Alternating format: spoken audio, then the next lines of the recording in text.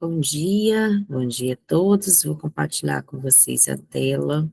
Hoje nós vamos iniciar Mateus capítulo 15, né? Nós estamos estudando, nós já estudamos ao longo do projeto todo a epístola de Romanos, e depois entendemos que ao invés de seguir em frente, deveríamos retomar os evangelhos. Começamos no evangelho de Mateus, e já estamos no 15 de 28, portanto, já praticamente concluindo mais da metade de Mateus. Então, acreditamos que estamos indo bem. Não temos pressa também, porque não é isso o objetivo, né, do programa, é que sejamos ministrados, não importa o tempo. Então, se precisarmos ficar num versículo, a gente fica. O importante é quando Deus nos pega, né? Eu sempre digo isso: quando Deus te pega, fica quieto, deixa Ele ministrar. Às vezes a gente coloca projetos de leituras malucas e a gente vai comendo, comendo, comendo, comendo, e nem sabe o que está comendo, não mastiga direito, isso faz mal, né? A palavra de Deus, ela tem que ser bem mastigada, bem diluída. A gente tem que aprender a comer sem pressa, e quando a gente pegar e saborear algo que está gostoso, a gente valorizar esse lugar, né? Esse lugar de ficar. Então vamos lá? Mateus capítulo 15. Então alguns fariseus e mestres da lei que haviam chegado de Jerusalém foram a Jesus e perguntaram: por que os seus discípulos transgridem a tradição dos anciãos? Pois eles não lavam as mãos antes de comer. Perceba que isso não é doutrina, é dogma, né? Dogma humano. São criações humanas, religiosidades, né? Legalismos, coisas, pesos espirituais que não têm uma base bíblica. Lavar as mãos antes de comer. Ele está dizendo por que eles estão transgredindo uma tradição, algo que alguém pôs, algo que os anciãos disseram. Por que eles não estão dizendo isso? Óbvio que a gente sabe que lavar as mãos antes de comer é uma questão higiênica. No entanto, não estão transgredindo nada, né? E aí Jesus respondeu aos fariseus, a, que estavam ali, os mestres da lei: e por que vocês transgridem o mandamento de Deus por causa da tradição de vocês? Ou seja, por que vocês estão colocando a tradição de vocês acima da palavra de Deus? Por que vocês dão mais valor àquilo que vocês criaram como verdade inquestionável do evangelho de vocês, e vocês não estão valorizando a palavra, vocês não estão valorizando aquilo que Deus diz? E aí ele vai dizer: pois Deus disse, honre o seu pai e a sua mãe, e quem amaldiçoar o pai ou a mãe terá que ser executado. Mas vocês afirmam que se alguém disser ao seu pai ou à sua mãe qualquer ajuda que vocês poderiam receber de mim, eu já dediquei a Deus como oferta. Certamente não precisa honrar o seu pai. Assim vocês anulam a palavra de Deus por causa da tradição de vocês, hipócritas. Bem profetizou Isaías acerca de vocês, dizendo: esse povo me honra com os lábios, mas o seu coração está longe de mim. Em vão me adoram. Os seus ensinamentos não passam de mandamentos ensinados por homens. Isso é tão sério, essa denúncia de Jesus é tão grave, porque ainda nos dias de hoje, existem pessoas fazendo evangelhos para beneficiar apenas a si mesmo. Criam para si suas próprias concepções. Prego, até é bonita, um discurso até bonito, mas se não está fundamentado na Bíblia, é balela. A gente precisa questionar todo e qualquer pensamento que não passe pelo crivo da palavra de Deus. A palavra de Deus deve nortear todo e qualquer pensamento, toda e qualquer decisão que eu vá tomar, precisa se encontrar na palavra de Deus e não em conjecturas humanas. O que ele está dizendo? Vocês estão trocando palavra por conjecturas humanas, né? Por pensamentos humanos, por paradigmas humanos. Vocês negociaram e vocês articularam. Bom dia, paz, Sabrina. Vocês articularam a palavra de Deus. Vocês estão dando um jeitinho na palavra de Deus. Gente, a Bíblia, ela foi dita, e o que foi dito não pode ser desdito, né? Ou destratado, ficou até mais bonito. A Bíblia vai dizer, olha, aquele que acrescentar um tio ou tirar um tio, que seja visto como anátema, como maldito. E algumas pessoas, para, às vezes até para atrair outras, às vezes até para, não, mas aqui, né, eu estava vendo, ai, meu Deus, esses dias a gente passou na frente de uma igreja, e tinha um ser humano fazendo uma promoção do dízimo, né? Olha, venha para a nossa igreja, né? Que aqui você não dá 10%, aqui você só dá 5%. E vira um negócio que não dá para entender, né? Então, em favor de chamar pessoas, a gente acaba abrindo certas concessões dentro de um texto sem nenhum contexto, e a gente acaba dando jeitos na palavra que são hipocrisia. Isso nos torna hipócritas, porque o evangelho não é para me beneficiar, né? O evangelho não é para mim, não é sobre mim, não é sobre o que eu acredito, não é sobre o que eu penso, não é sobre mim o evangelho. O evangelho está escrito. Eu não tenho que adequar o evangelho a mim, eu tenho que me adequar ao evangelho. Tem alguém comigo? Você não pode querer que o evangelho se adeque às suas necessidades, ao contrário, é você que tem que adequar às suas necessidades ao evangelho. Existem pessoas querendo colocar o evangelho de tal maneira que se alinha a ele, que se alinha a ela. Mas não deve ser assim. Importa que você compreenda o que eu estou dizendo. Ao contrário, você tem que alinhar a sua vida ao Evangelho de Deus. E o que é Evangelho? Evangelho é um livro, um compêndio de 66 livros. Eu não posso querer entender o Evangelho a partir de um capítulo da Bíblia, a partir de um versículo, mas ele é uma obra completa, ele é um todo. Por isso que as pessoas, o verdadeiro filho de Deus tem que ler a Bíblia com frequência. E quando digo Bíblia, é Gênesis, Apocalipse. Tem gente que só lê Salmos, tem gente que só lê o Novo Testamento e acaba desprezando o Antigo, tem gente que só lê o Antigo e acaba desprezando o Novo. Você precisa ter a prática de ler a Bíblia, porque a Bíblia é uma obra que se completa. E não apenas uma vez, você tem que ler a Bíblia várias vezes ao longo da sua vida cristã, para que você possa ter certeza que você não está projetando um evangelho para beneficiar a si mesmo. É o que nós temos visto, o que nós mais temos visto nos últimos tempos. São fariseus, hipócritas, pessoas querendo pegar um versículo bíblico e dar um jeitinho para criar um evangelho que seja confortável àquilo que pensa, aquilo que quer, aquilo que acredita, sem nenhum contexto, sem nenhuma base. Mas isso não está certo. O nosso evangelho tem que ser fundamentado na palavra de Deus. E Jesus está fazendo aqui uma denúncia. Vocês estão anulando a palavra de Deus. Meu Deus, que denúncia. Olha isso. Por que que vocês estão tão preocupados se eles lavam a mão ou não? E enquanto isso, vocês anulam a palavra de Deus. Vocês estão tão apegados aos seus dogmas, aos seus sincretismos religiosos, que vocês não estão vivendo palavra. Vocês estão abrindo mão da palavra. Jesus chamou para junto de si a multidão e disse: ouçam e entendam.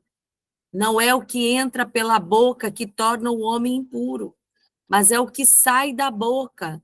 Isso sim torna o homem impuro. Porque ele estava dizendo o seguinte: eu vou comer se lavar as mãos, e isso vai me tornar impuro. E Jesus diz: cuidado, vocês estão muito preocupados de se limpar de fora para dentro. Mas eu estou dizendo que a limpeza precisa ser de dentro para fora. A transformação é de dentro para fora. Então, você está tentando ser puro de fora para dentro? Não. Eu quero dizer que o que te contamina não é o que entra, mas é aquilo que sai. Ou seja, é aquilo que vem do seu interior, é aquilo que sai da tua boca. né? Então, ouçam, entendam, não é o que entra pela boca que torna o homem puro, mas é o que sai da sua boca.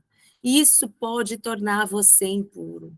Gente, olha quantas pessoas ontem nós tivemos, né, o nosso momento de oração pastoral, eu com meu esposo, pela igreja, pela vida da igreja, pela vida dos nossos filhos, da nossa casa, e nos nossos motivos de oração, nós estávamos falando, precisamos orar, né, por esse problema. Que problema? O problema da boca. E com misericórdia, porque se as pessoas soubessem como a boca pode tornar essa pessoa impura, se as pessoas soubessem a condenação que atraem sobre a sua vida, porque não vigiam o que sai. Eu já disse aqui em alguns programas anteriores, mas se você não anotou, anote agora, aproveite para anotar agora. Você, Senhor, de toda a palavra que você não pronuncia, que não sai da sua boca. Toda palavra que não sai da sua boca, você é Senhor sobre essa palavra. Mas você se torna escravo de toda palavra que sai da tua boca. Na hora que você profere a palavra, você se tornou escravo dela. Porque a Bíblia diz: cuidado com seus pensamentos, porque os seus pensamentos norteiam, dirigem a sua vida. E os seus pensamentos, a Bíblia diz que a boca fala do que o coração está cheio. Mas a Bíblia também diz: cuidado com o coração, porque o coração é enganoso. Então, algumas pessoas não vigiam o coração, não vigiam os pensamentos. E por isso, a boca é como um sepulcro caiado. Quando abre a boca, a gente percebe como essa pessoa não tem vigiado a mente e o coração. Como essa pessoa não está inclinada a ouvir palavra. Como essa pessoa não está vivenciando o evangelho segundo palavra. Você quer conhecer alguém, veja-o falar. Se ele está cheio de palavra, ele vai falar a palavra. Agora, se ele está cheio de si mesmo, ele vai falar de si mesmo. Nós precisamos ser homens e mulheres guiados pela palavra, porque o que nos purifica é a palavra, o que nos torna puros é a palavra. A Bíblia vai dizer: santifica-me na verdade. E aí ele vai completar: a tua palavra é a verdade. Então, o que me santifica, o que me purifica é a palavra. Se eu leio palavra, eu me torno puro. Agora, se eu não estou nesse lugar da palavra, eu me torno impuro. E quando eu for abrir a minha boca, essa sujeira que eu não estou limpando, esse lugar que eu não estou limpando, vai ser verbalizado. Porque eu estou tentando transformações por aparência. Algumas pessoas estão tentando dar um jeitinho por fora. Isso é aparência de piedade.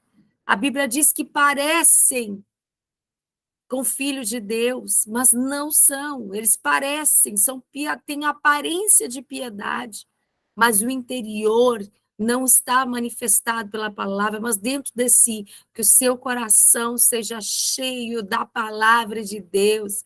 Como disse o salmista: escondi a tua palavra no meu coração para não pecar contra ti. Você precisa ter o seu coração cheio da palavra, não cheio de sentimentos humanos, sentimentos impuros, argumentos humanos. Aliás, em Coríntios, vai dizer que nós precisamos derrubar todo pensamento que não concorda com a palavra. Filipenses vai dizer: olha, quanto mais, irmãos, tudo que é puro, tudo que é verdadeiro, tudo que é de boa fama. Perdão, gente. Se há algum valor, se há alguma coisa boa, nisso pensai. Então, eu preciso pensar sobre o que eu estou pensando. Eu preciso analisar sobre aquilo que eu estou pensando. A pergunta é: o que eu estou pensando concorda com a palavra? Aquilo que está enchendo o meu coração concorda com a palavra? Então, ele está ainda falando aos fariseus que estão dizendo, eles não lavam as mãos. E Jesus está dizendo, e vocês não vivem palavra. E vocês estão acomodando o evangelho aos seus próprios interesses. E vocês estão preocupados com como vai entrar o alimento, pois deixa eu te dizer, o que sai é que te torna impuro. Por isso a Bíblia diz, seja pronto a ouvir e demore para falar. Demore para falar, cuidado. Quem fala muito, peca muito. Quem fala muito, peca muito. E até o tolo, quando cala, passa por sábio. Então, às vezes, é melhor ficar calado, que alguém vai acreditar que você é sábio. Mas se você abre a boca, então a gente passa a entender, a pessoa passa a entender. Se aquilo que dirige a vida desse mulher, desse homem, não é a palavra, então do que ela está cheia? O que contém esse produto? Então os discípulos se aproximaram dele e perguntaram, o Senhor sabe que os fariseus encontraram motivo de tropeço quando ouviram isso? Ele respondeu, toda planta que o meu Pai Celestial não plantou será arrancada pela raiz. Deixem-nos, eles são guias de cegos. Se um cego guiar outro cego, cairão ambos em um buraco. Gente, que terror, né? Sabe o que é mais terrível nesse texto? É que tem alguém tentando guiar alguém, mas esse alguém é cego e está tentando guiar alguém que é cego. Alguém que não vê querendo guiar alguém que não vê. E eu posso te dizer uma coisa, ô geração cega querendo guiar a gente cega. É eu querendo liberar sobre alguém aquilo que eu não tenho. É querer compartilhar com alguém aquilo que eu não vivo, aquilo que eu não sou, aquilo que eu não represento. Pastor, e como que eu sei que essa pessoa é ou representa? Pelos frutos, filho. Os frutos manifestam quem somos, os meus frutos não podem me trair. Aquilo que eu falo, eu só falo. As minhas palavras não representam quem eu sou. Falar até papagaio fala. Agora, o que me representa é aquilo que eu manifesto. São as minhas obras, são os meus frutos. É aí que eu manifesto quem de verdade eu sou. Meu caráter ele é validado por meio das minhas obras, por meio dos meus frutos, por meio daquilo que eu faço. Eu não posso estar cega querendo guiar outro cego. Eu não posso estar doente querendo curar. Eu não posso estar presa querendo libertar. Eu não posso ser alguém que não consigo orar e ler, manifestar a palavra e querer fazer isso ao outro. Eu preciso ser livre para livrar alguém. Eu preciso estar pronto para aprontar alguém. Do contrário, ambos cairão nos buracos. Então Pedro pediu, explica a parábola.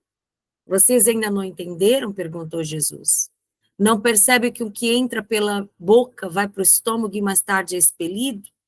Né? E aqui ele está falando de sistema digestório, mas as coisas que saem da boca vêm do coração. E é isso que contamina o homem. Olha, se tem o Tiago, ele vai dizer assim: alguém que consegue controlar sua boca, ele consegue controlar qualquer coisa. Esse tem o verdadeiro. Você quer saber quem tem o verdadeiro evangelho? Segundo Tiago. Tiago vai dizer assim: o que tem o verdadeiro evangelho é aquele que sabe, ó, controlar a língua, controlar a boca. A Bíblia diz como é que um órgão tão pequeno, mas que pode destruir, provocar um incêndio a uma floresta. É como uma fagulha que é tão pequenininha e de repente pega fogo em toda uma floresta. Nós precisamos converter a nossa língua à palavra. Nós precisamos determinar se a palavra diz, eu digo. Se a palavra não diz, eu também não vou dizer.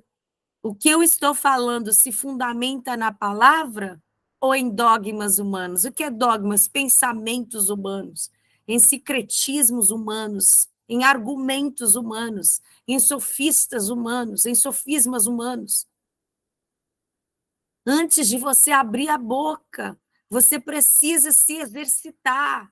Isso é um exercício. O que eu vou dizer? Eu vou fundamentar na palavra, senão eu não falo.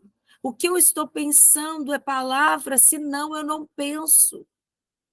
O que eu vou fazer? A minha reação está na palavra, senão eu não vou reagir.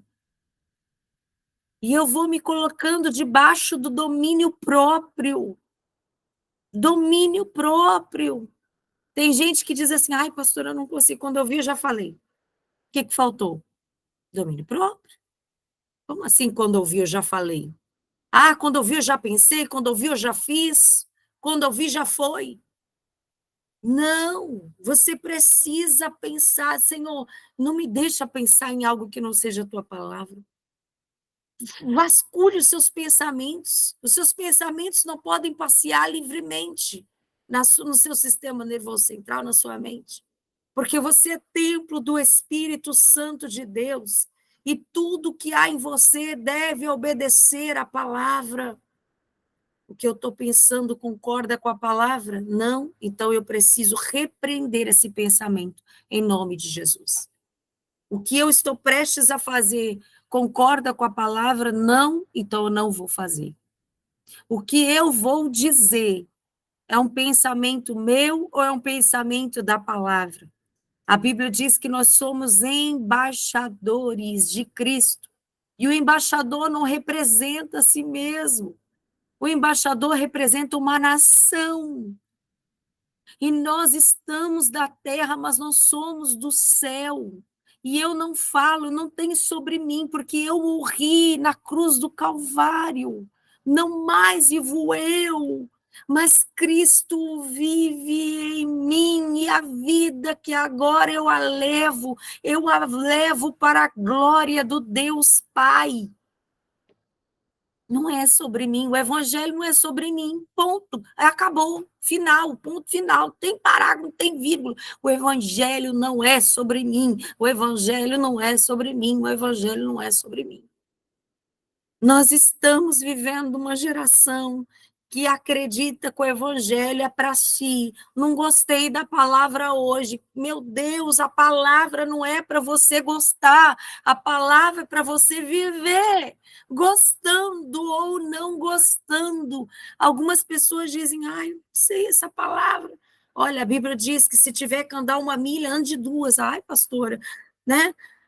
Ai, pastora, se alguém te der uma bufetada, ofereça outro ladinho. Pastora, que texto é esse? Não me interessa viver essa palavra. Pois é, existem palavras que a gente quer pular na Bíblia, que a gente não quer viver. E algumas pessoas dizem, eu não sou Jesus. Não, então você não entendeu o evangelho. Porque o evangelho de Jesus é exatamente esse: negar a si mesmo, tomar a cruz e viver a ele. E aquele que quiser ganhar a sua vida perderá, mas aquele que por amor de mim perder a sua vida a ganhará. Vai ganhar. Então, eu preciso entender, eu morri na cruz do Calvário. Então, quando alguém me pergunta, pastor, o que você acha? Eu não acho nada. Eu não estou aqui, eu morri, não tem mais eu. O que eu acredito é o que está na palavra, porque não sou mais eu que vivo, mas é Deus que vive em mim. E eu estou na terra, mas eu sou embaixadora. Eu represento uma nação. E essa nação tem um estatuto que é a palavra de Deus. Então, se eu for abrir a minha boca e não concordar com a minha nação, eu me torno desertora dela. Se a minha nação diz que é assim, e eu começo a dizer algo que não tem nada a ver com a minha nação, como embaixadora, eu me torno desertora. O que eu falo precisa concordar com a minha nação. Você não tem direito de falar o que você acha mais, porque você morreu. Você não tem mais direito de agir como você acha que tem que agir, porque você morreu na cruz do Calvário. E você não pensa mais o que você quer pensar, porque você morreu na cruz do Calvário. E o seu único direito é o direito de não ter direitos, porque nós abrimos mão desses direitos na cruz do Calvário. Quando nós entendemos que não sou eu mais que vive, mas a partir da cruz é Cristo que vive em mim. E isso é liberdade, porque a minha velha natureza que morreu, ela era escrava do pecado. A minha velha natureza era escrava do pecado e o salário do pecado era a morte. Mas o dom gratuito de Deus é a vida eterna em Cristo Jesus. E eu recebi, eu me vesti de um novo homem na cruz do Calvário. Eu me revesti da natureza divina na cruz do Calvário. Então as pessoas têm que olhar para mim e entender. Esta pessoa que eu estou conhecendo, ela não tem uma natureza humana, mas ela tem a natureza do Deus vivo. Eu vejo Deus nessa pessoa. Eu vejo Jesus nessa pessoa. Eu vejo Jesus naquilo que ela fala. Eu vejo Jesus naquilo que ela faz. Eu vejo Jesus na forma como ela pensa. Eu vejo Jesus na forma como ela se movimenta. Eu vejo Jesus. E pasme, nós não vemos Jesus porque você está cheio de dogmas e sofismas, mas nós vemos Jesus quando você está cheio de palavra. E ele continua: pois do coração saem os maus pensamentos, é do coração que saem os homicídios. Aí você vai dizer: ah, pastora, para, porque isso não está no meu coração. No meu coração, eu não quero matar ninguém, eu não sou homicida. Mas a palavra de Deus diz que aquele que odeia o seu irmão, aos olhos de Deus, é um homicida. Então, se você não consegue amar alguém, se você está odiando alguém, se você não está liberando alguém em amor, você, aos olhos de Deus, está cometendo o pecado de homicídio. Aí a Bíblia diz: olha, é no coração que nascem os adultérios. Aí alguém vai dizer: não, pastora, eu não pratico adultério. Eu nunca estive com outro homem, eu nunca estive com outra mulher. Pois a Bíblia vai dizer: ouviste o que foi dito aos antigos, não adulterarás. Mas Jesus, ele disse: mas eu digo que aquele que olhar para uma mulher ou homem que não seja o seu, com intenção impura, esse já adulterou. Então, o adultério, ele nasce no coração com uma intenção impura. Quando você olha para alguém que não é o teu marido com a intenção impura. Quando você olha para uma mulher que não é sua esposa com a intenção impura, você já praticou o adultério. E aí ele vai falar das imoralidades sexuais. As imoralidades sexuais nascem do coração. É no coração que nasce a imoralidade sexual. E isso aqui é para aquele que não é casado. São pessoas que não estão casadas, mas no coração delas está cheia de imoralidades. Ela fica pensando, ele fica pensando em imoralidades, em obscenidades. Roubos. É no coração que nasce o roubar. Aí você vai dizer: pastor, eu não sou ladrão, né? Falando da imoralidade sexual, aquela pessoa que não é casada, mas a mente é imoral. A pessoa tem uma mente impura. Como que eu sei disso, pastora? Porque as pessoas, elas ficam ali dentro do pensamento e elas verbalizam essas imoralidades. A pessoa, ela verbaliza essas imoralidades com outras pessoas. Já viu? Você já teve no meio de pessoas que são imorais, que o pensamento é imoral? E os roubos. Existem pessoas que roubam. Ah, não, pastora, rouba paz, rouba alegria, rouba fé. Existem pessoas que, quando faltam trabalho, ou quando não vão a um determinado lugar, todo mundo sente falta. Poxa, fulano não veio, fulano faz falta, né? Ai, é tão bom quando fulano vem. Mas tem outros que as pessoas ficam torcendo. Fulano não veio, graças a Deus. Porque é um ladrão. Ladrão de paz, um ladrão de alegria, um ladrão de fé. tumultua, não acrescenta, né? Não acrescenta. E aí já disse Jesus: se alguém não é por mim, é contra mim. Ou seja, se alguém não junta, espalha. Você precisa ser alguém que ajunta e não que espalha. Você precisa ser alguém que agrega, alguém que acrescenta. E como que eu vou me tornar essa pessoa? Vivendo a palavra. Vivendo a palavra. Aí ele vai dizer, os falsos testemunhos, eles nascem no coração. O que é um falso testemunho? É exatamente isso. É você falar alguma coisa que é mentira, que você não sabe, que você não viu, mas que você criou na sua cabeça que aquilo é verdade. E aí sai falando para todo mundo uma coisa que você não sabe. Isso é um falso testemunho. O que o testemunho é? Alguém que viu. Eu só posso testemunhar alguma coisa que eu vi. Mas das duas, uma, a pessoa não viu e sai falando daquilo que não viu, ou a pessoa viu, mas ela distorce o que viu. Ela vê uma coisa e ela aumenta, ou ela subtrai. Se você viu uma coisa, você tem que ser fiel àquilo que você viu. E se você não viu, você não deve falar daquilo que você não viu. Do contrário, isso é um falso testemunho. E esse falso testemunho, ele nasce no coração. É no coração que nascem essas coisas. Calúnias. O que é caluniar, gente? É falar mal. É dentro do coração que nasce esse sentimento de querer falar mal. Quantas pessoas se unem para falar mal? Falar mal de líderes, falar mal da igreja, falar mal de pessoas, falar mal da liderança, quando eu falo não apenas eclesiástica, mas a liderança no teu trabalho. Porque a Bíblia diz, a liderança das nações, porque a Bíblia diz que toda autoridade foi instituída por Deus. Todos os líderes terão que prestar contas diante de Deus. E a Bíblia diz: orai pelas autoridades. Não é falar, meter o pau na autoridade. Você acha que a autoridade precisa ver algo que não está vendo? Você vai trabalhar isso, não é falando, não, por trás, ou mesmo confrontando de frente. É orando. Vai para o joelho, vai orar. Se aquela autoridade de fato precisa mudar, se não está realmente de acordo com a palavra, o Senhor Jesus, ele vai alinhando ela por causa da sua oração.